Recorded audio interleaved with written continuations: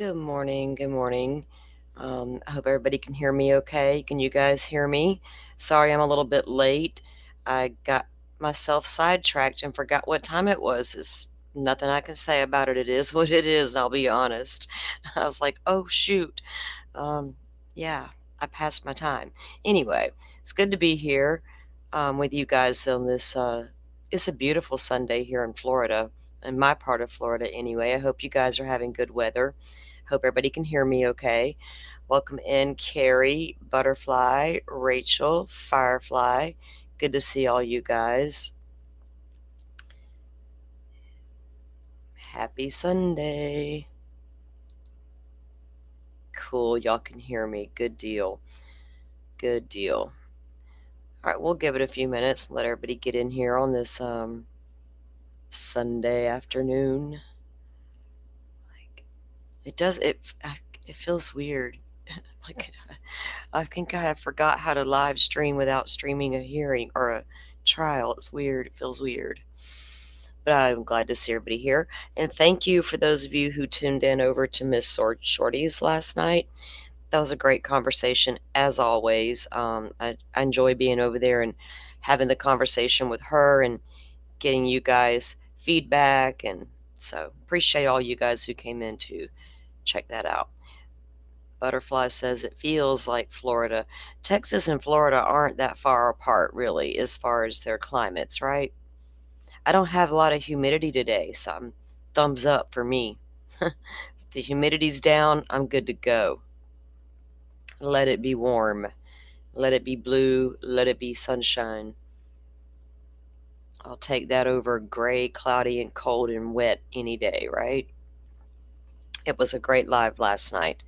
Good conversations. It's such a good community, and I'm going to have to say, I absolutely love Miss Shorty. Her honesty, she makes me laugh at the most unexpected times, and I appreciate that more than anything.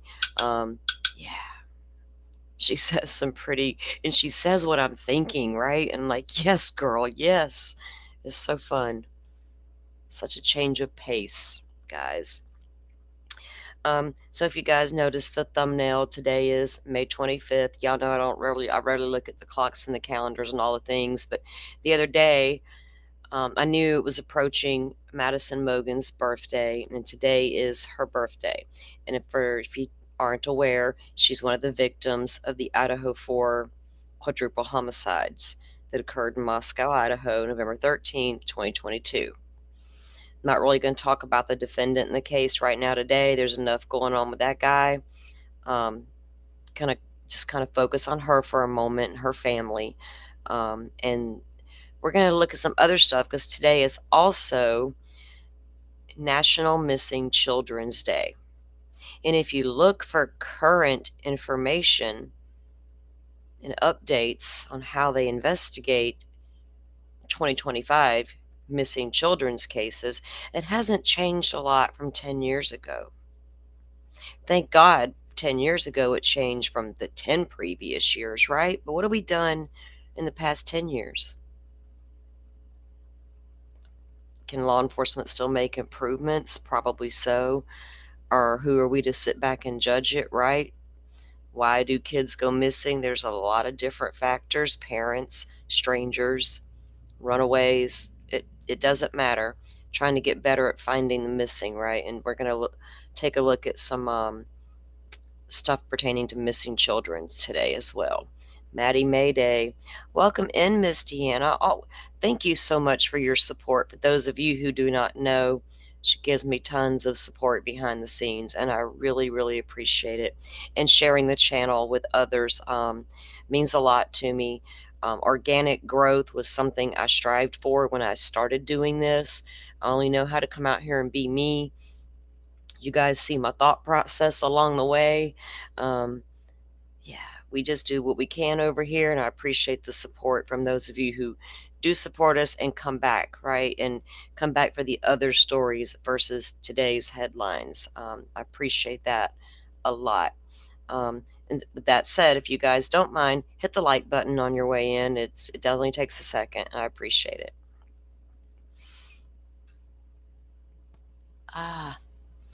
thank you, Miss Deanna. You're one of those people from behind the scenes that supports a lot of really good channels, and I know they all appreciate it. I know I do. Just like I appreciate my mod here, always having my back and reminding me to ask for the thumbs up because I always kind of forget to do all that stuff. So appreciate it. And again, like you guys bearing with me through the Karen Reed trial, right? Y'all know I didn't watch the first one, and I'm just like, don't know what's even happening. I mean, I do. If you saw Miss Shorty's show last night, you saw my running list of issues, right? That I have with the state, Commonwealth, whatever they're called there. But I'm going to reserve more thoughts about that for tomorrow when we go back. Actually, there's no court tomorrow, right? See, I keep forgetting it's a holiday. Like, it's just another day to me. Like, why can't we just have court, Miss Ma'am, and get it on? But oh well. The jurors might enjoy a day off for some barbecue. Ooh, barbecue sounds good. Are y'all going to barbecue tomorrow? Who lives the closest to me? I'm going to sneak over to your house because I'm a little lazy. Anyway, maybe I should have planned that better, where I actually should have gotten something to cook. Oh, goodness. Yeah. I think about it after the fact. I'm like, man, I should have cooked some food.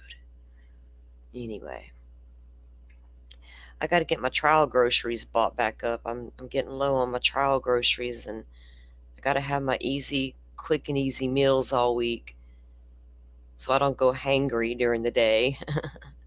And at night, I can whip up something good and tasty at the end of the day. All right, guys, I'm going to play a little video that I made it, I don't know, a year or two ago. I don't even remember. It's just a little birthday wish from Madison Mogen. At the time of her death, she was 21. She would have turned 22 the following year. She would be 24 years old right now. Girl, you need to stop it because you're always making butterfly. I'm talking to Butterfly, guys, because she's always letting me know when they're doing the brisket. And I'm pretty sure she knows by now that's like my favorite. So she's not that far, really. It might take me a minute to get there, girl, but I'm coming. Ooh, homemade brats on the smoker. Y'all are just too much for me today. See, I knew I should have. If nothing else, I don't even care if I'm alone all day. The girl likes to eat some good food, right? I would have so cooked myself some really good food. There's still time. There's still time. One of the grocery stores in town, and I always say in town because it takes a minute to get there, but they have these smokers, and they'll do like ribs, and you just go up there and buy your ready cooked ribs right off the grill. I can stand there and watch them cook them, the whole thing. They can finish them up while I'm shopping. Man, I got those ribs all summer long, but they sold the store to an Aldi, and I don't think Aldi is going to get down with the ribs on the sidewalk. I'm like, I'm not I'm not happy about that situation. I haven't made a homemade potato salad in a long time.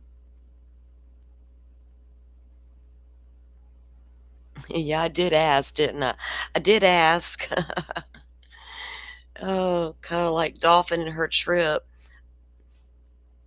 I did ask, how's the trip going? And she starts telling me, like, I don't want to hear anymore. I'm jealous now.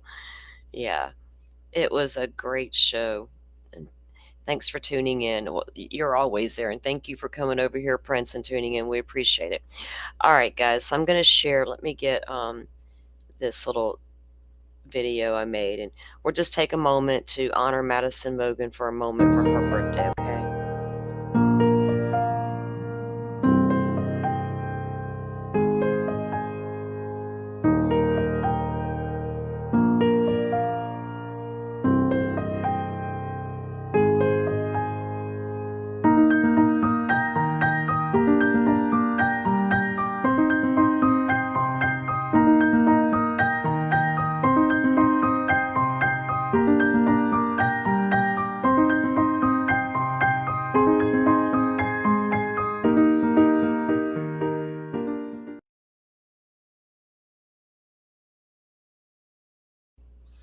See, it was just brief, just enough to say happy birthday. The victims always get lost in the conversation and get lost in the whole thing sometimes, not on purpose, not even. I don't think people mean to do that, it just happens. And so anytime we can, and it's kind of like birthday season for the girls, and I say the girls, Maddie, Kaylee, and Xana, May, June, and July. They all have birthdays back to back. Ethan comes later in the year, and we never forget Ethan's birthday. Um, yes, she was a beautiful young lady. She really, really was. I got a piece we're going to look at from her mother, and she looks a lot like her mother, right? Maddie always, she's a very pretty, pretty girl.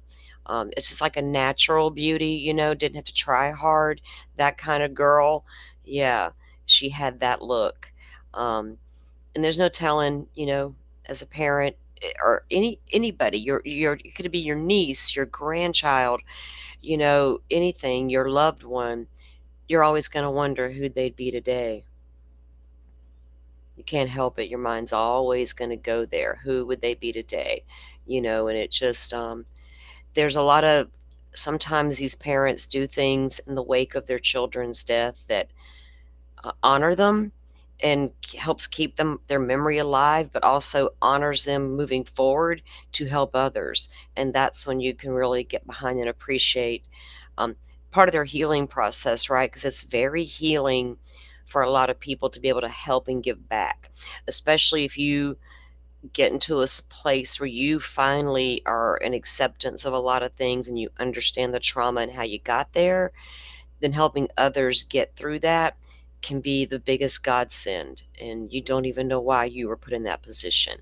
And we're going to take a look at a piece. Now, if you guys did watch the Dateline episode, you saw a lady in there being interviewed, and I'm sorry about that. And she was someone I already knew.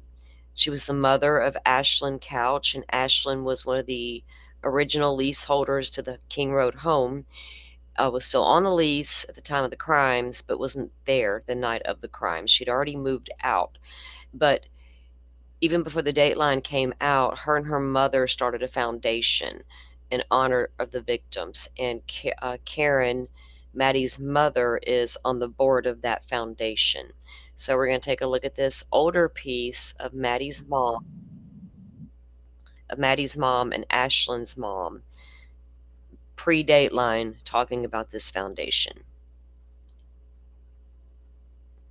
Yeah. Thank you guys. You guys are great. And it's not, to make everybody feel a certain kind of way about the defendant. This is just strictly about, the victims, right? Okay. So this is Maddie's mother. Her name is Karen. It was 2 years ago when the world came to know Madison Mogen's name, a 21-year-old senior at the University of Idaho, known as Maddie to her friends and family. She had an unforgettable smile and made everyone she met feel loved. A life taken too soon when she and 3 others, Kaylee Gonsalves, Xana Kernodle, and Ethan Chapin, were murdered in an off-campus house in November 2022. A weeks-long manhunt ended with the arrest of then 28-year-old Brian Kohberger, who now faces 4 counts of first-degree murder and the death penalty if convicted. The initial judge in the case entered a not guilty plea on his behalf. The trial now set for August. In the years since the tragedy, those who knew Madison, Kaylee, Xana, and Ethan have worked to keep their memories alive. The University of Idaho dedicated a new healing garden and memorial in August. Today we consecrate this ground as a place where all can reflect, honor their memories, and heal. Ethan's family established Ethan's Smile to carry on his legacy. His mom, Stacy, talking about Ethan last year on Today. He just warmed every room. He had a wonderful smile. Now, Maddie, Kaylee, and Xana are being honored through the Made with Kindness Foundation. The foundation's mission to partner with colleges and universities to provide scholarship funds, grief wellness seminars, and comprehensive on-campus safety awareness. Madison's mother, Karen, is on the board.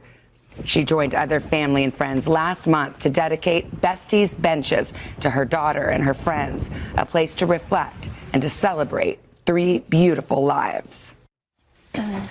Well, Karen Laramie is with us this morning alongside Angela Navejas, who is the co-founder of this Made with Kindness Foundation, which we want to talk about this morning in the way that you both are honoring Maddie. But Karen, to be with you and know how much you have been through, just how are you doing this morning?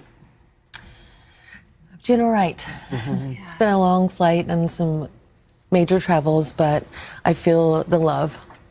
Absolutely, from you guys. Well, we learned a lot about Maddie, and I was just wondering, like, you must talk to her often. I was imagining you doing that. Tell me about what that's like. It's about memories and love. And sometimes I see her in dreams when she's like a toddler, and those days when they still hug you. And sometimes I see her in dreams when she's more of an adult. And it's always about hugs and appreciation. And it's just beautiful. It's to have a dream about someone you've lost is so special, because I always think, you know, they're perfectly preserved in your mind. Absolutely. And it's such a precious gift. You almost don't want to wake up from that dream. Yes. Absolutely, it's hard. Yeah. Because you have to say goodbye again. Yeah. But you and Maddie had such a special relationship. I mean, I was telling you before, it's kind of mom goals, the way that she grew up and was so beloved, and the special connection that you had. Can you tell me about her and tell me about that? So one of the funny stories I was telling, I think, my aunt, is that we never had slammed doors in our house. We never had, there was one string cheese fight one time when she was 8 because she wouldn't eat dinner. She would snack. And I said, honey, no, you cannot have string cheese because I'm making dinner. And she slammed it on the counter and marched to her room. And my husband Scott and I looked at her like, what just happened there? Like, that was so out of character. Madison was a great baby. I'm not going to say was. Madison is absolutely amazing and always has been. Like, didn't have terrible 2s. She had some stubborn 3s, but even as a teenager, she was just a joy. Well, you describe her kindness as beyond. Yes. It's like everywhere she went, she brought light. That was just how she led, right? Tell us about that. It is. So it was just surprising to me. Like, so we were in Seattle one time, and I'm watching her as an adult going shopping and being in these stores, and I'm like, you're just so kind to everybody. Like, did we really ingrain that in you? Like, that's amazing. One time she called my cousin on Veterans Day and said, thank you for your service. After she lived with him and like burnt half his pans. So she just had that genuine love that it's just impossible to describe. Do you wake up some mornings and wonder if it's all real? It's been 2 years. It's real. Yeah. But I know where the girls are. And faith is really the basis of how you get up every morning when you have a loss this deep. I love how sentimental Maddie seemed to be. I know you're wearing a ring that she surprised you with. Yes. Will you tell me? I wanted to. It's so beautiful, and So- for a young girl like that to do something for her mom. So it's a 2-piece ring. And my half, I think, says, you are my sunshine, and hers said, my only sunshine. You used to sing that to her. Yes, all the time. And I know she made you a Mother's Day book. I mean, it's just extraordinary to me, this connection that you so clearly had with this beautiful girl. It was easy. She is amazing. She is amazing. And she lives on Yes. in this organization, too, Yes. that you and your friend Angela have established. Tell us about that, Angela. Yeah, so my daughter and I decided, my daughter's Ashlyn, her and Maddie were best friends. They went to school together as well. And we just decided that we wanted to start something to be able to remember and honor the girls in kind of how they were, their optimism, empowerment, confidence. And so we just woke up one morning and said, hey, let's start a foundation in the girls' honor. And I grabbed some flowers and wrote a letter to Karen, and she wasn't home, so I stuck it on her door, and she got home from Hawaii, and then here we are. And I mean, Karen, having a purpose Yes. to this pain is so important. It absolutely is. Tell me what you're hoping to accomplish with the foundation. What is it about? Because I know it's about giving back, which is in your heart and was in Maddie's too. Absolutely. So I think the most important thing, it's going to be really fun to be part of the scholarship committee and just watch kids read what they have to say, what's in their hearts, and be able to give them back something. The economy is horrible. Like, everyone needs a helping hand. And I'm just really super excited to see. And we have a lot of platforms that we're working on, and every one of them is positive. And that just brings it back to your heart. Like, you know, we're missing our kids. And to have something to put your heart into positively, there are no words. We've been reporting on this upcoming trial, and I feel like every time we talk about it, we say it's happening later, it's happening later. It's been 2 years. I think the trial's still another 8 months away. What do you think about all this time that has passed from the time of the crime to the fact that we have not been to trial yet? I don't have a lot of comments on that. I would say that I feel like the legal system is not about the victims, and I'll leave it at that. Yeah. It's such a difficult road for all of the families, and all of the families grieve differently, of course. Kaylee and Madison had such a special relationship in particular. Yes, they did. She was almost, they were like sisters. Yes, they were. So, I mean, you're suffering that loss as well. Yeah. You're missing Kaylee, you're missing Maddie. Have you guys been able to support each other? Absolutely. Yeah. Absolutely. Christy and Steve are amazing. And healing together is such a huge thing, because we both families had just this like immediate loss of the girls. And yes, they have been very, very supportive. And I just absolutely love them. Well, we absolutely love you. We're so happy that you came on and you spoke to us about her beautiful spirit, Maddie's spirit, and this incredible foundation that you guys have established. So thank you for coming and sharing with us. It means a lot, so thank you. Absolutely. And thank you guys. Hey, thanks for watching.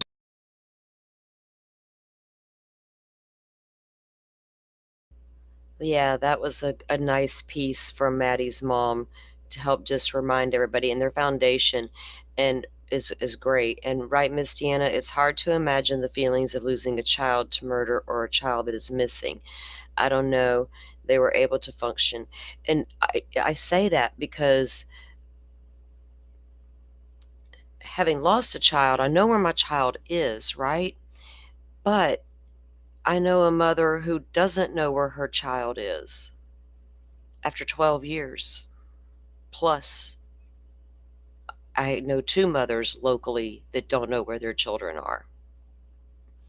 I know mothers who do know where their children are, but they're no longer with us. But I couldn't imagine the not knowing, right? Or having it like the missing and never knowing and never knowing what happened, or having them to lay to rest. And is there ever true closure? But, you know, going into your next phase of your journey.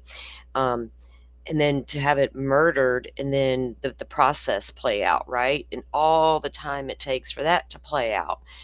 It kind of delays. I would imagine that it would delay healing to some extent, because I don't feel like you can start that full healing journey until that part's done. That would be a hard pill to swallow, right? I just couldn't imagine the not knowing. That would get me way worse than anything else. So my heart goes out to the ones who don't know. Now, with that said, it is Missing Children's Day. And there's not a lot out there to talk about it. There's not, there's just not a lot of awareness. There's old stuff out there about it and things of that nature. One of the first people to pop into my mind, 2 people, Elizabeth Smart and Sebastian Rogers. For some reason, those two cases, I don't know why. When I think of one, I think of the other. I guess because maybe secretly I have hope for Sebastian the way I did for Elizabeth that worked out, right? Um, I don't think I have as much faith in Sebastian's case, unfortunately. Now, his dad, if you can get past that, recently did an interview again with his local media. And it might make you feel some kind of way because it made me feel some kind of way, but that's besides the point. I would rather them find Sebastian than not. And you can't even hardly talk about Sebastian's case anymore without mentioning a parent, or somehow you can't get around it. But their local news did a piece. When I got, let's see, was it late last night, early this morning? I did it a couple times, searching for current information on today. Right, Summer Wells came to mind as well as Kyron Hurman, Firefly. Thank you for that reminder. Yeah, because we can't forget those that are forever missing, right? So when I was doing some searches just to see if anybody who's covering this National Missing Children's Day, social or mainstream media wise, I pulled up one thing, and it was a local station out of Tennessee, the same one that does the interviews with Seth Rogers. I was like, well, dang, okay. We hope, right? And I can't say it won't happen because it happened to Elizabeth Smart. It happened to Elizabeth Smart, right? Okay, so let's look at this and it's not even a long piece. It's like, I know you can't spend every day, all day, just, sharing. If you tried to share the missing each and every day, you would never have enough time to show all of them, right? But getting the word out when you can, and especially when things first happen, and all of the things, is there, what more can we do? And I always said your social media is powerful. Don't just share it in your true crime community. Go share it on your Facebook page, right? The missing flyers. You don't even have to really put anything. Just, this is a missing person's, share, please share, please share. And everybody just starts sharing. Leave out the drama. Don't even quote it, nothing, because that kind of distracts people from the person that's missing sometimes. Michael Vaughn, yeah. There's too many, guys. There's too many out there. In this day and age, should that really be happening, right? Today marks National Missing Children's Day, a time to raise awareness for young ones who vanished across the country and right here in Middle Tennessee. Jaxie Pigeon joins us now in studio with more. Good morning, Jaxie. Well, Megan, on the TBI's website, there are currently 45 missing child cases featured, with 16 of them being in Middle Tennessee. The two oldest cases are out of Knoxville. A 1-year-old and 6-year-old have been missing for 17 years. And the most recent case in our area is from Nashville, where 13-year-old Ariana Denton hasn't been seen since April 9th. Brian Callies with Saving Lost Kids says it's all about rescuing missing, exploited, and sex-trafficked children. Children that are vulnerable are easily exploited like that. So if they run away, where are they going to stay tonight, right? And sex trafficking has grown. It's the second fastest growing crime in America. And so it's growing so fast because people are taking advantage of those horrible situations where a child's in trouble. And if you have any information that could help locate missing children, you can always call 800-THE-LOST. The National Center for Missing and Exploited Children has assisted in the recovery of more than 450,000 children since 1984. And the sad part is, the only place to put out a story today on National Missing Children's that I could find on YouTube is the one place that has several high-profile missing children's cases still unsolved in their state. I found that odd, but okay, we'll take it as long as you're getting the word out there. But I don't know what's happening in the state of Tennessee, but there's a lot of kids on that list that were there before Sebastian, and they'll continue to be added. Florida's probably not any better, but there's just a couple of really high-profile cases there in Tennessee. That's, if you go look at their list, there's a couple. Okay, so this was like, okay, a day ago. Harmony Montgomery, man. Yeah. And the sad part is that it's sad when any of these kids go missing, right? What happened to the children? But when they're harmed by their own damn parents, that's next level. Why, none of us can wrap our heads around that are normal parents. You don't even have to be a parent to know that's not normal, right? You don't even have to have kids to know that. It's always those ones that harm their kids that make it a little extra, like, damn, really? Why would you do that? What makes a parent do stuff like that? It is so many claiming factors that they have this bullshit. It's hard for any of us to even fathom an excuse or a reason why a parent would find themselves in such a state they go harming their babies, right? It's ridiculous. There's enough danger out there, and you're literally the one that is supposed to protect those babies. But no, there's people who choose to hurt them instead, and I don't understand it. So I don't go off and venture. I mean, I do look at that stuff because I've been really deep diving an old case where the mother did just that. And she's probably the most notorious one, the most narcissistic one I have ever seen in my life. Lori Daybell. I don't got nothing on this lady. It's crazy. It's like there's enough evil. Don't add to it. Been 453 days since now 16-year-old Sebastian Rogers vanished from his home in Hendersonville. His disappearance sparked national headlines, but now his father says the case is losing momentum with National Missing Children's Day coming up on Sunday. Okay, word of warning. I did review this because I try to review everything I'm going to present to you guys to make sure it's whatever, but he gets a little spicy. Don't know that I agree with the dude. It is what it is. Y'all feel what you're going to feel.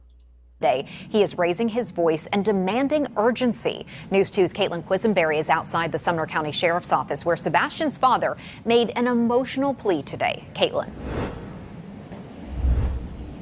Sebastian's biological father, Seth Rogers, was deeply frustrated when he spoke with me. He fears the case is going cold. My son's been missing for 15 months, and they don't care. Sebastian disappeared in February last year. He was just 15 years old.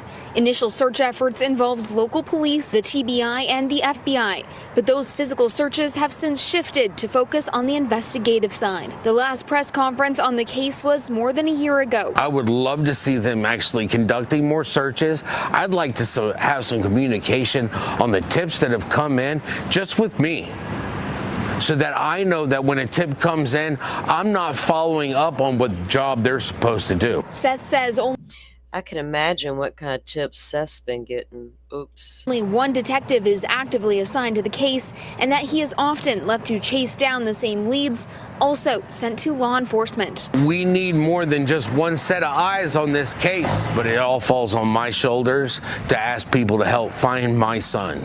My son means something to me.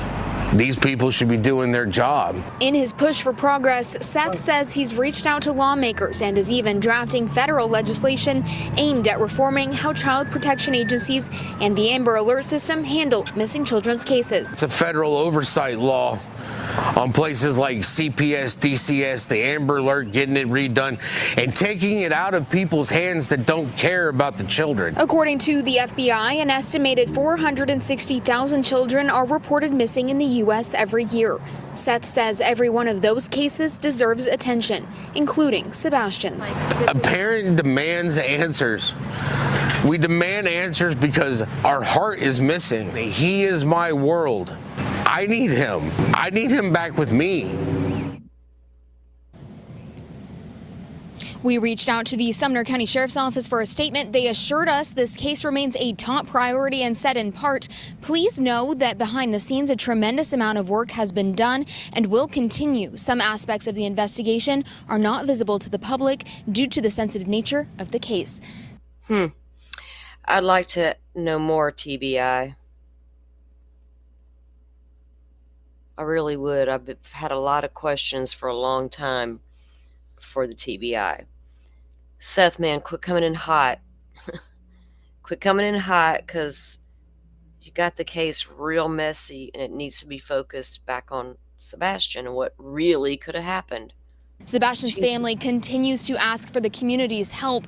If you know anything about Sebastian's whereabouts, you're asked to call the Sumner County Sheriff's Office or the TBI. Those numbers can be found on our website at WK. Like, he's been gone way too long, right? Like, I just don't know about that investigation. Do they know more? I don't know. Do they know less? I don't know. I don't think anybody knows, obviously, what they don't do and don't know. I wonder, though, you know, I've really paid attention to all the investigative techniques and different things used in that investigation. I know how many miles and miles and miles, 2,000 miles were I know all this stuff. I know about the caves they looked into, the stuff that matters to me, because all the drama didn't, because there was nothing to any of it apparently. It's like, let's get down to the actual evidence, right? What happened here? Don't know. I don't know.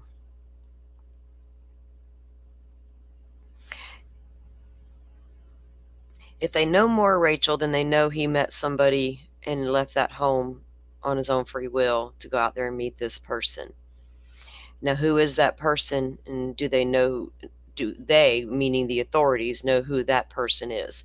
And the only way to know that is to have something on those security cameras from around the neighborhood, or to legitimately have something on the devices, right? I mean, I got to think in terms of actual investigation. And all that drama shit that's went on with this case, I can't even look at that stuff, right? I know all about it, unfortunately, but I don't look at it. So then you got to think, well, what happened to this kid if you don't believe the mother did it or the father? What happened? Did he walk outside of his own free will because he chased a cat? That cat from around the corner that he loved? Was it frolicking outside the window, being a cat in the middle of the night, and he goes out to get it and whatever? Or did he go out that door to meet somebody? Where's the communications, right? Well, I don't know. There's just a lot of unanswered questions on that investigative part. And I feel like if they know or had an indication, say like one of the devices led them to something, or to feel that there's a theory there that someone did lure him out of the home, there would have to be something to show them that. They don't have an indication as to who that may be by tracking down an IP address. Do you have eyes on that person now? Can you confirm they have Sebastian? And if you have, why are you waiting so long to go in and get him? Right? Well, you have to take that into account, Rachel. People who don't take that into account, I have to question their logic, right? Oh, it had to be a parent. Kids don't just vanish into thin air. Ask Elizabeth Smart. She'll tell you all about how that's absolutely possible, right? How her father was told for 9 straight months, you did it, when he didn't do a thing. It's crazy. So if you sit all that bullshit down, right, and you think about the actual facts of what may have happened, sometimes there's legitimate stuff to this stuff. We know that parents do abduct their own children and take off with them, and some are abused, but not every case is, it's all such an individual thing. But to come in and muddy the waters on purpose on your missing child's case, oh my goodness, I couldn't imagine doing that kind of harm to my own child's case. Even if I thought shady stuff, I don't think I'd come out and tell the whole entire world all about it and make it a mockery, right? Come out and say things I never should have because I wasn't thinking clearly. Going on Nancy Grace and taking damn polygraphs. That's not exactly the way to conduct an investigation either, is it, Mr. Rogers?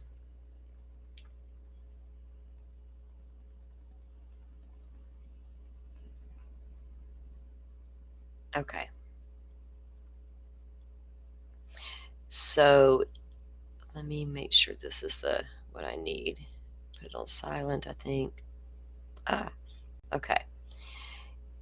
This is a small channel, and the reason I'm going to show it is because they have a video. It's going to be on silent because I don't want the music to play in the background because I don't want to get struck for somebody's music. All this is a video of what is known as the National Missing Children's Memorial. There's only one in the country, and it's in my hometown. And it was funded and built after Danielle Bell went missing, a local teenage girl who's never been found.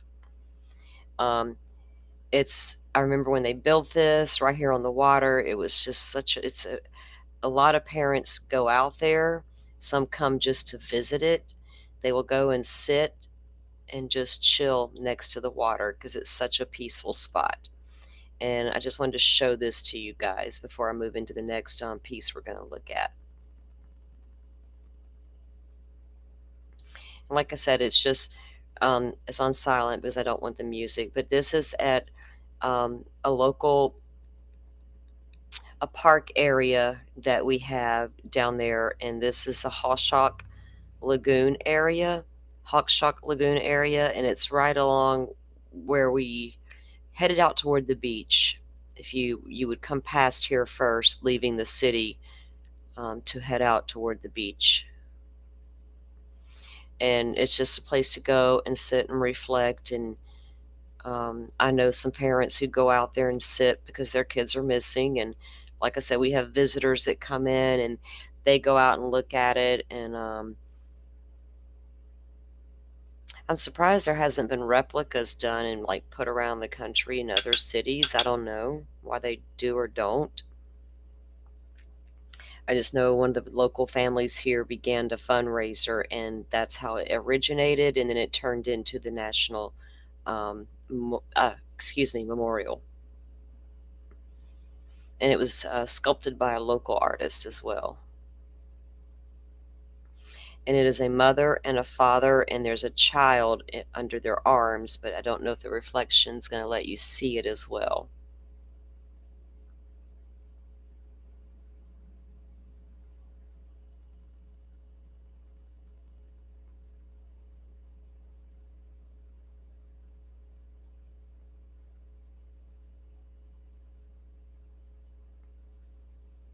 And that just describes the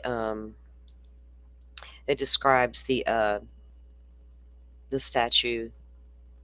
Oh, yeah, it's a beautiful place, Rachel. It really is, and it's peaceful there, you know.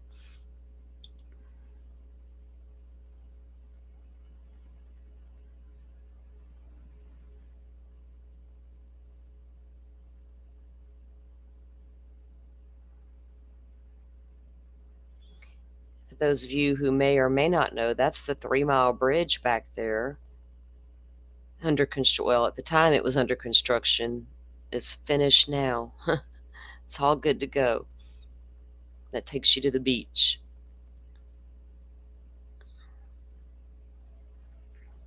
But it's just a nice area, and it's a nice place for families to go. And like I said, it was started by a local family who has a missing child, and her sister is really become her biggest fighter, right? For her to find justice for her sister.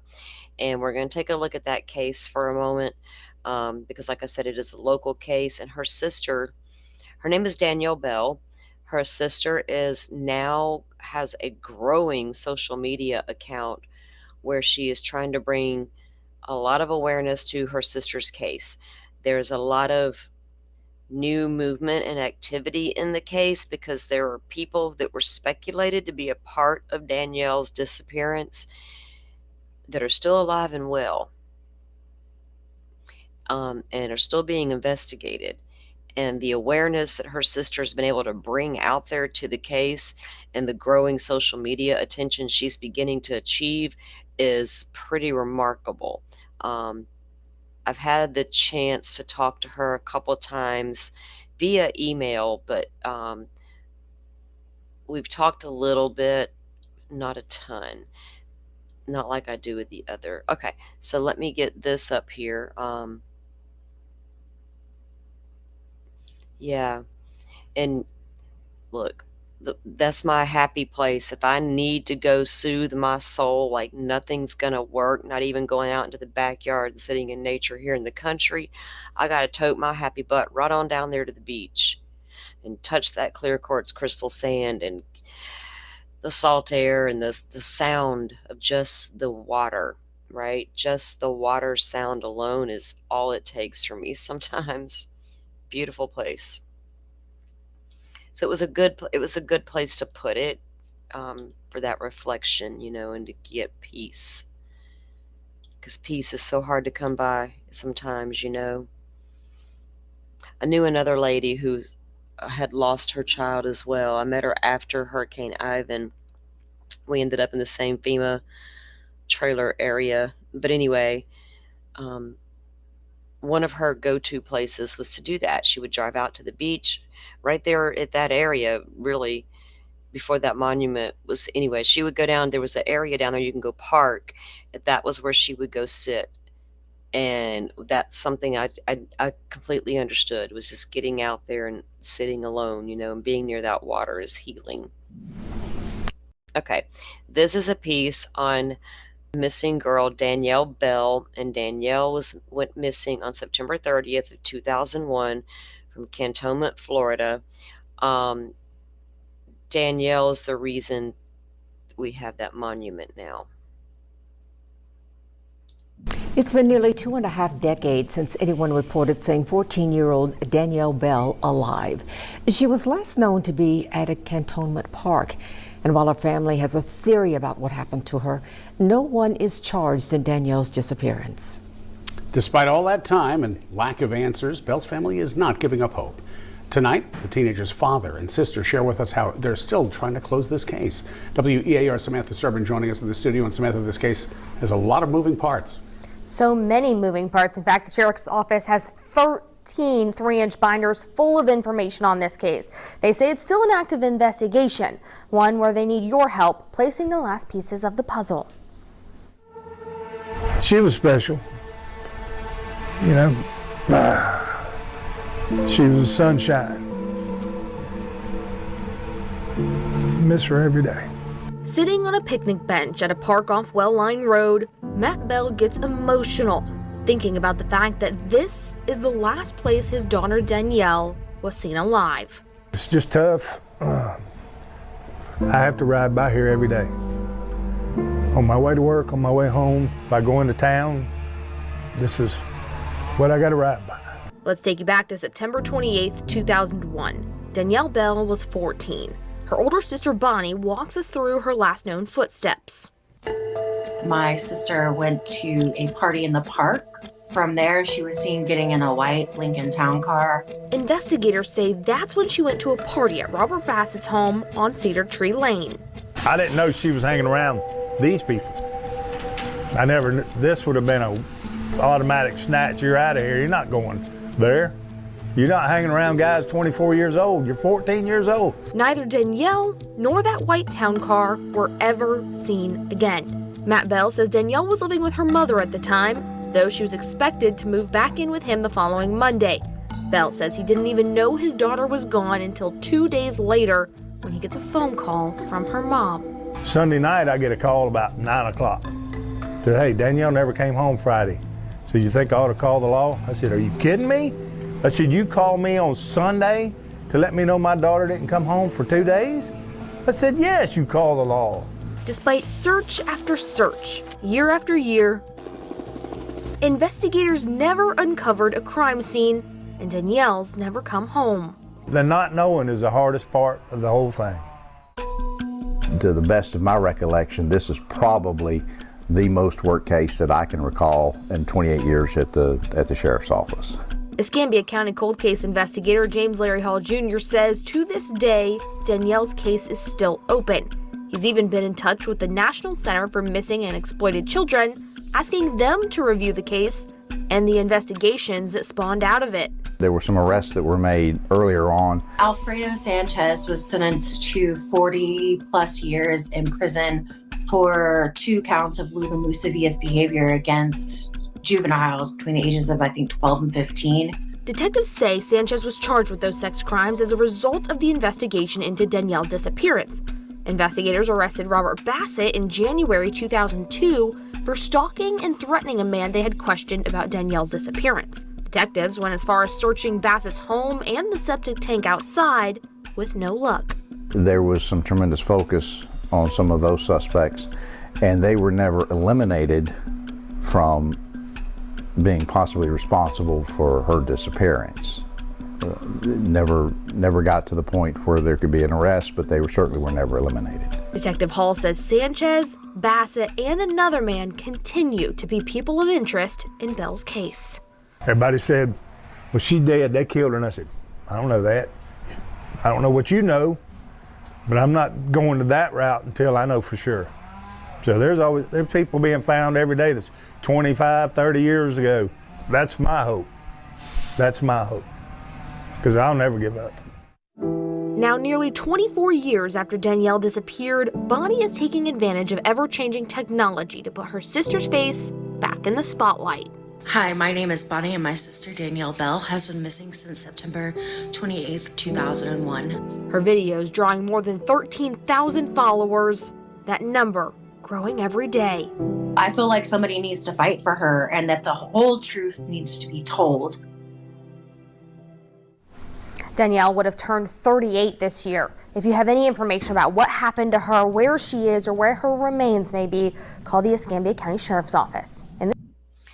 Now, there's been a lot of rumors in this town about what happened to Danielle. A lot of rumors over the years. Some of them have merit, some of them are just absolutely ridiculous, right? The guys that were mentioned in this piece, Bassett and Sanchez, have both served time in prison, have both been heavily investigated into Danielle's disappearance, never been charged. They're not being truthful, right? So there's a hard push right now against those guys because they absolutely know, and you don't go intimidating people who are being questioned about the case. Why would you go intimidate those people if you did nothing wrong? There's a whole deep dive behind Danielle's case, along with the Tiffany Daniels case, because the two kind of bumped a little bit because the mothers, of course, got together. Both their girls were missing. Neither girl has been found. And were they connected? Doesn't appear they were connected in any way, but things that came out of those two girls' disappearances and the way those families have had to help to deal with things and the circumstances were both completely different. The full circumstances behind what may have happened to Danielle compared to what may have happened to Tiffany are just totally, completely different circumstances. And it just goes to show how different these cases can be, right? And what the means behind what happened to them could be so vastly different. Hey, Joe, welcome in. I think you got a show today, don't you? I think Joe does, guys. I think I saw something about that before I came on. So it's just getting if you have locals in your area, these young girls, these young boys that go missing, these kids, the quicker the information gets out there. And they don't issue Amber Alerts for a child the second a child is missing. The circumstances behind the missing child dictate whether or not they get an Amber Alert or not. Whether or not we think a parent was involved. This is a custodial issue. And then we got an endangered person, right? How much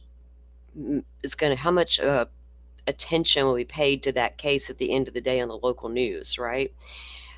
What's the solution? Is there a solution? Remember the time when they were putting them missing children on the milk cartons because everybody was sitting down with that milk, right? What are we doing now?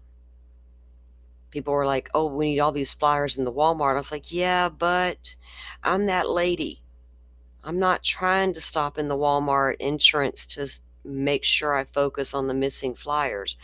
Because I promise by the time I get out of the car and get into the Walmart, I got a one-track mind, get in and get out. But what am I doing in my downtime? Got a phone in my hand. Social media. Social media. Share, share, share, right? That's one of the biggest things I think we can do, especially for missing children that are in your area. I signed up for the FDLE, Florida Department of Law Enforcement. I have a couple of things turned on. I get the sex offender alerts within a 5-mile radius of my home. I can broaden that if I want, but I'm really just need to know the immediate ones right by me, right? But I can go look anytime I want. I also have signed up for all of the Amber alerts and all of the silver alerts that come through to my state. They come right to my phone the minute they happen. If there's an alert issued, share it. You know, if we can just take that, even if you're just sharing it on your local Facebook page, right? Who needs to see it first? Your local people. So just get it out there, get it out there, get it out there. Because you don't ever know. These kids runaways, did they take off out to the woods in the backyard? A lot of us live in rural areas with big open fields, and then the edge of the woods is out there. Did a kid wander out there after a stray cat or something, and get lost in the woods, and mom was doing the damn laundry or something? Grandma was busy with grandpa for a second and turned her back for a minute. You never know the circumstances. So just getting it out there. What are you doing, Joe? Joe, I just had a notification you were going live, but I don't know what you were going live about. I'm sorry, I didn't even take the time to look. What do you got going on today? I'm going to go troll Joe's stuff, guys, and let's see what he's doing. Are you got a missing persons case? How fitting for today, right? Unsolved missing persons case out of Arizona. Nice. That would draw some attention to a case. That's great. 4 p.m. Central for Joe's time. I had some pieces lined up to look at as well, like how they look. And I got these last night because I knew today was going to be, today was Missing Children's Day. And when I was thinking yesterday, I took Friday and Saturday. I always take Saturday off unless I go guest somewhere like I did with Shorty. But Friday I took the day off. And I realized today, I knew it was Maddie's birthday, but I also realized it was going to, today was National Missing Children's Day. So I was like, what can I do to kind of bring awareness to that? So I found a couple pieces about, how they do the age progression now on some of these old cases to show what these kids look like. Things like that have progressed throughout the years and techniques that they use. Just had a couple little pieces like that and looking at investigations. So we'll have to go over it, guys. Butterfly dropped the link for Joe into the channel, the chat there, if you guys want to go over and turn on those notifications and take a listen to a case that probably needs the attention brought to it. And here's the thing, even if they're not local, right? Say for Sebastian, for instance, what if because I live at areas that can be near an interstate.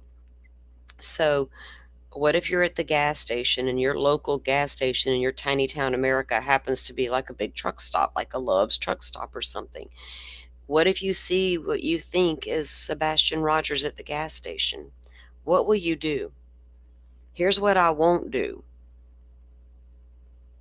I will not call 1-800-TBI. I'm not going to call 1-800 anything because I don't know when they're going to get that tip. And by the time somebody gets that tip and reviews it, that person could be long gone down that interstate.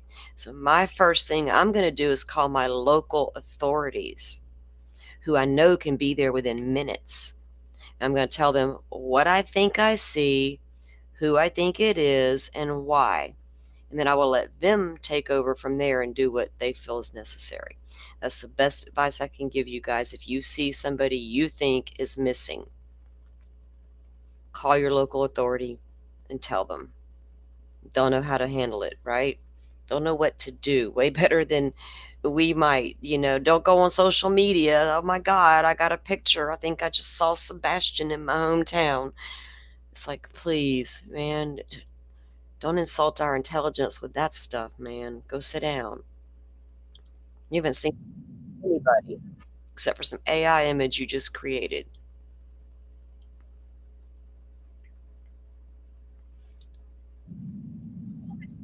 Okay, this is from a story called "Bring Our Kids Home," and this was done by a let's see, WUSA TV. Let me get this up here, and they're just going to talk a little bit about how they started doing the age progression in these missing persons cases.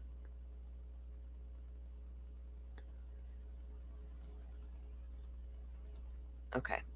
Sorry, I was catching up on you guys' comments. All this month, we're putting a spotlight on missing children in order to bring them home. Sarah and Jacob Hagel's missing posters have been on view since September of 2014. The Montgomery County children were just 3 and 2 years old when they disappeared. The public search to bring them home has relied on these baby-faced pictures seen on flyers. But in tonight's special assignment report, we take a look at how the National Center for Missing and Exploited Children is giving their images a present-day look.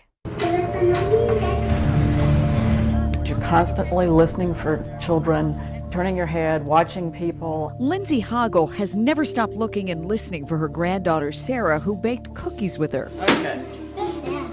You take a little spoonful. And grandson Jacob, since they went missing. For nearly 3 years, the family has missed capturing. Sorry, guys, I don't mean to interrupt that. Is today JJ Vallow's birthday as well as Maddie Mogen's? Well, happy birthday to him as well. Happy birthday, JJ. Look, he shares a birthday with a really, really pretty girl. So 2 sweet angels, right? Celebrating. They're happy, guys. If you believe in Jesus and you believe in heaven, then you have to believe those 2 children are happy. And they don't feel the sorrow that those left behind feel. And I have to remind myself of that constantly. Happy birthday, JJ. Play it sweet in heaven, baby. Uh-oh, no. Intimate memories of giggles and mischief. Boy, how old are you? 5. No, you're not 5. You're 2. The memories they have are frozen in time. Please come home. Officials tell us there are no positive leads. Support me in the efforts to bring my children home. The family, along with police and teams of friends, exhaustively combed through Montgomery County, Maryland neighborhoods, roadsides, and trails, hoping to find the toddler and his sister with the big smiles. They were last seen with their mom, Catherine. She says the children are safe, but she will not tell police where they are. Detectives believe Catherine, who has a history of mental illness, is responsible for their disappearance.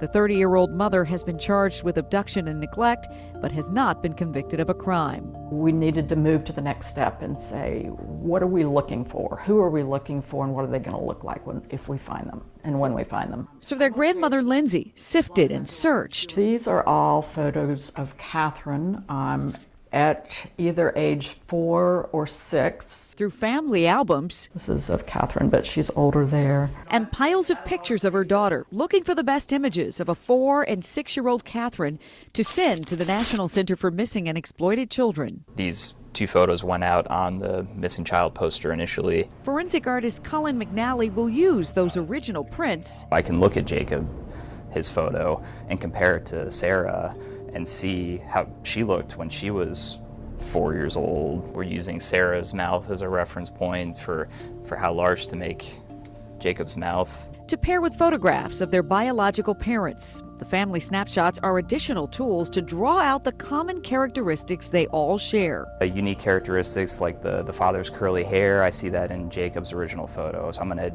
keep that. They both sort of share the father's nose, so I'm going to make sure to maintain that uniqueness. They both share characteristics like the eyelids, similar to the mom. The pattern in his ear is unique. It's as unique as a fingerprint. Once we get the face stretched to the approximate growth from 4 to 6, we'll then go in and we'll start to add those more mature features. Colin lets science and genetics guide him and follows the general principles of how a child's face grows and develops over time. He works in layers, up to 60, to create most of his age advancement renderings, adding slight shadows, more definition, and blending colors to match skin tone. There's no real step-by-step process for the way we do an age progression because every case is so unique, every child's face is so unique. Finishing touches like a generic t-shirt complete the age progression process to transform what a 6-year-old Sarah and a 4-year-old Jacob might look like now. We want to make sure that this is accurate because, you know, this isn't just meant to be like a portrait or a nice looking picture of a face. This is a tool for law enforcement to assist in the investigation, and we want this child to be recognizable. We never give up hope back here that these age progressions could prove to be successful. I feel like it's something that we have to focus on because I still believe that Sarah and Jacob are out there. The National Center for Missing and Exploited Children creates new versions of the age progression posters every 2 years. Once a child turns 18, those age progressions are done every 5 years. And if you go to our WUSA 9 Special Assignment Unit website or app, you can see more age progressions of local missing children. Just search Bring Them Home. That was always a good tool they started implementing. It may not be perfect and exact, but it's a try, right? It's a try. It's an effort to try to get, because you think about it, there was a time, you know, you think these kids are missing, they'll never be found, but that's not always the case. We've seen, look at JC Dugard. If you don't know who that is, you need to Google her because she was absolutely held captive for years. Years, you know. Elizabeth Smart was gone for 9 months. JC was held captive for years and had children. And there's another story we're going to watch in a few minutes before we go and head out of women who were held captive and were allowed to watch news about their abductions. You know, it's just so many different circumstances out there. You know, evil is among us, right? You don't ever know who is lurking outside that door to get you or your babies. Y'all be careful out there. We're in true crime. We should know. Don't walk out that door with your head in the clouds and pretend like nothing bad can happen to you. Don't do it. Don't make that mistake. Be on guard at all times. Probably, if you're like me, you're on heightened guard, and it's like a little much sometimes.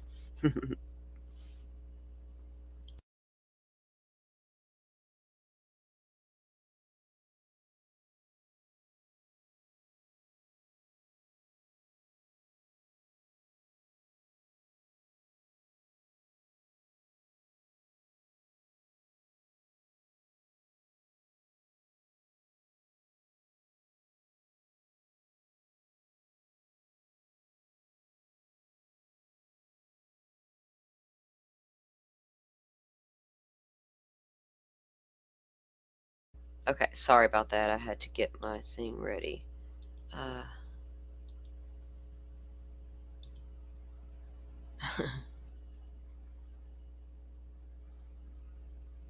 Okay.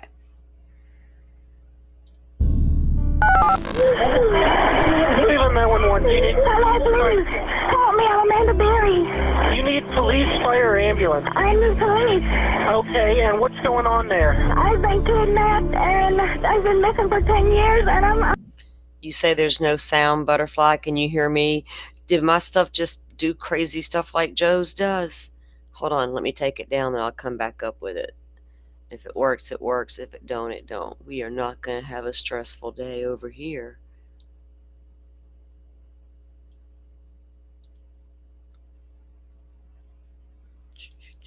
Okay.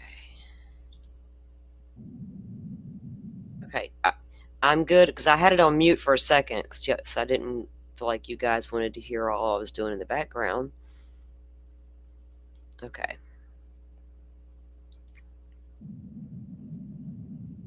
Okay, let me get this screen back up and then we'll try this video one more time.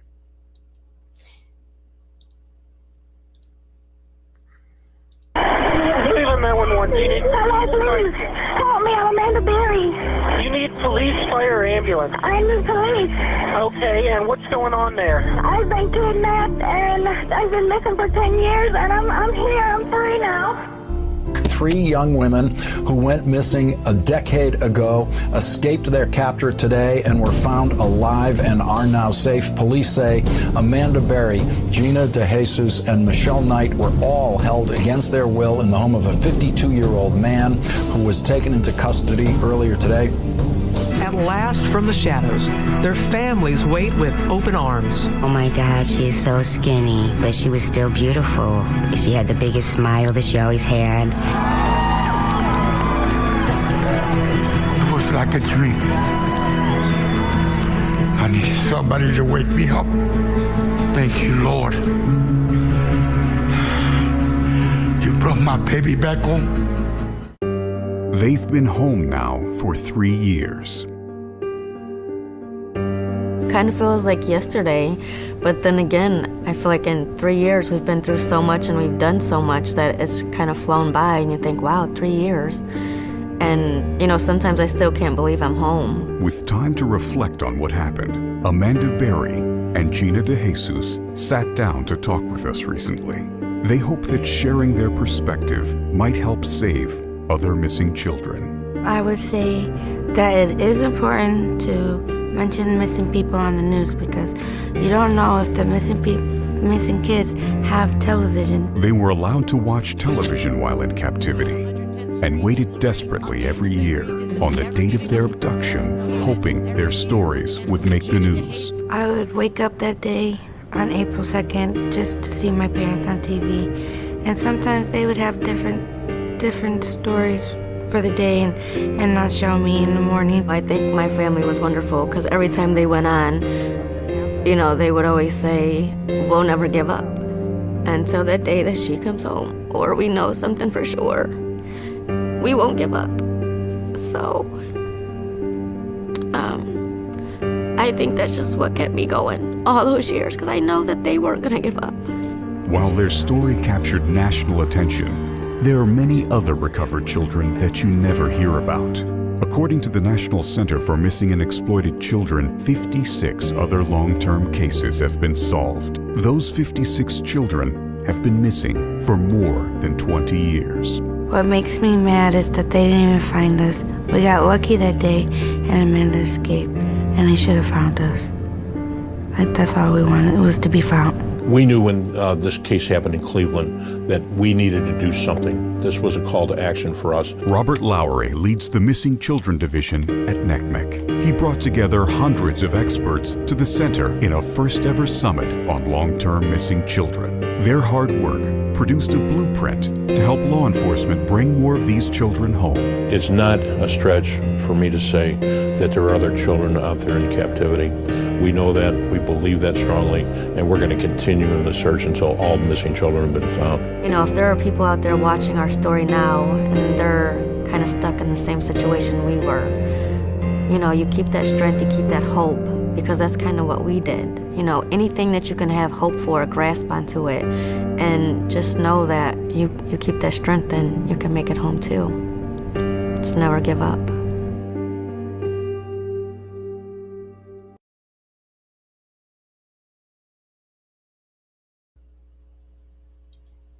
And that, guys, is why it's important to keep these stories out there, right? To keep their faces. These girls were watching the news on the anniversaries of their abductions and on their birthdays and waiting for their families to come along to talk about them. But, you know, if you're never allowed out of the home you're being held captive in, it's hard for someone to recognize you, but it gave them hope, right? They weren't forgotten, that, you know, somebody besides their family might be thinking about them, you know, So it's important to keep eyes and ears on these cases, like Joe doing his show this afternoon. That's an amazing job there, Joe, because um, a lot of times these cases aren't looked back at, and looked into. And I'm still working on bringing you guys content for the one of the local missing here. I'm still communicating with her mother, and we're working on things. And I just need Karen Reed to calm down a minute so I can have a little more time to devote to it, because I want to do it right. Um, and just getting the stories out there. And thank you guys for coming in and listening to it today. It wasn't like a big true crime day. It wasn't a headline get you kind of in here day. It was, this is today's date, and here's Maddie Mogen's birthday. Now we've learned JJ's birthday as well. Victims of crimes, their birthdays, and also a day to honor and to look at missing children. So you guys just coming in and helping us bring awareness to things like that, and the bigger picture of why we may or may be here, right? In the end, that we getting a better place and justice for victims should be what it's all about in the end. Without a victim, no crime occurred. Without a crime, what am I going to talk about? The victim. We can't forget them in any of this. And the missing are victims. They're missing and they're victims, right? How else can you say it? If you're missing, you are a victim of something. Yeah, thank you for coming in, everybody. This wasn't intended to be a really long live anyway. I've had a slow go today. I was like, I might do this, I might do that. It is Sunday. I'm just taking it easy. Now y'all all got me wanting some really good food. So now I'm like, maybe I should go consider some really good food. But I'm going to go over and check out Joe's live here in a little while, and take a look at that story and give some support to that. You guys go over and do the same thing. Give it a like and give it a share. Yeah, we can always use this social media platform for good, Rachel. We don't have to be a part of the problem when we can absolutely be a part of the solution. I'd rather be a part of the solution, if there is one, than a part of the problem. Talking about true crime is what we do, but if we can also share important information and get that stuff out there and keep these things out there and educate the public, right, and the people on how they do, and looking into these investigations and how they're conducted even, and how to keep your own kids a little safer. There was a time that you always hear, oh, we didn't lock our doors in America. No, we didn't. Back in the, I guess, 70s, 60s. I was raised in the 70s, and my dad actually made us lock doors. But it was common to leave your window unlocked, and you have a box fan in the window, right? All these things. And then, of course, things change. Then you couldn't trust the people in the van with the puppies, and we had to educate the kids on that. Don't go near the people in the van that wants you to come pet the puppy. There's all kinds of tactics they start to use. And now we're having to teach our kids, don't talk to the stranger on the internet, even if they appear to be an 8-year-old kid like you, right? It's a crazy world. It's also sad that we even have to go there and think about that. But y'all have the conversations with your kids, because you know what? These kids are super intelligent. They comprehend a lot more than you might want to give them credit for. And you're not going to terrify them if you approach the conversation in the right way. Make them aware of the danger without terrifying the child. That's what your goal should be. So reach out, find some information, help get you there if you need it, but have the conversations with your kids, especially if they're going to be on social media and have access. You can't protect them forever from what is right there, right? I didn't fight it. I just rolled with it and figured out how to navigate this part of parenthood with this kid with all this social, because I had kids in different eras. I'm like, what the hell's happening here? Totally different. Game changer. Yeah. So y'all know what to do out there. Oh no. Don't push it. It just must, yeah, people around here have been going crazy cutting that grass and stuff. Y'all take it easy out there. Don't do too much. It is what it is. It'll keep until tomorrow, Rachel. She's like, I don't want it done tomorrow. I want it all done now. We get that too. All right, guys. Thank you again for coming in and just taking a look at this with us. And hopefully we can just keep awareness raised out there. Looking forward to Joe's show here in just a little bit. I'll see you guys back on Tuesday for Karen Reed trial. I think we're going on day 21. I think. I'm ready for the state to finish up their case and get the defense get on with the show here. Oh, you're welcome. You're welcome. It's always important to acknowledge, like, today being National Missing Children's Day, to acknowledge it and promote it and show it. Like, I didn't know until 2 days ago. I don't even know exactly how I found out. I was just doing my usual scrolling around at various things and saw something about it, which then, of course, I had to go look into. And I was like, okay, I'm going to talk about this because I want to make sure that we're aware. All right, guys, with that said, I'm going to let you go. Thank you all for coming in.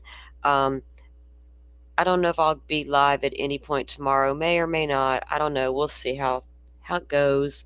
But I will be back on Tuesday morning for sure. And I'll see you then. Till then, you guys have a great one. And I'll see you all later. for watching this here video. Please like